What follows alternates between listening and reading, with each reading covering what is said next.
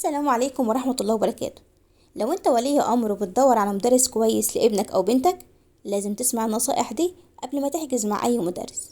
رقم 1: اختار المدرس اللي يخلي ابنك يفهم الدرس مش اللي يحفظه. يعني بلاش تختار مدرس كل همه انه يحفظ الطالب كام سؤال وخلاص.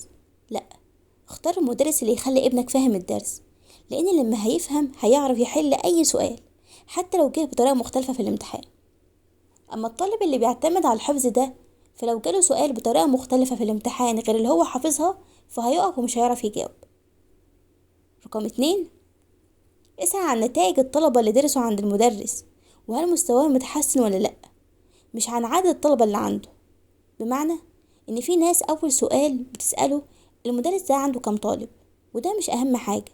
الاهم من كده انك تسأل ايه الطلبة اللي كانوا معاه مستواهم متحسن فعلا ولا لأ، لان اللي يهمك في الاخر هو مستوى ابنك مش عدد الطلبة اللي هناك. رقم 3: اختار المدرس المناسب لمستوى وشخصية ابنك، لان مش كل مدرس مناسب لكل طالب. لان ممكن مدرس يكون ممتاز مع طالب لكن ابنك مش بيستفاد معاه، لان كل طالب ليه طريقة في الفهم وشخصية مختلفة. عشان كده اختار المدرس اللي يناسب ابنك. رقم 4: اختار المدرس اللي يهتم بالطالب ويتابع مستواه باستمرار، ويكون في تواصل مع ولي الأمر. لأن المدرس الشاطر يا جماعة مش بس اللي بيشرح الحصة وخلاص، لأ، لازم يتابع مستوى الطالب، ولو فيه مشكلة أو تقصير يبلغ ولي الأمر.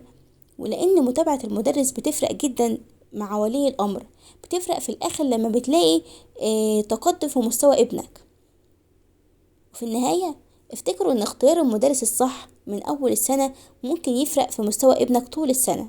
اختاروا بعناية. كان معكم مس أسماء سمير.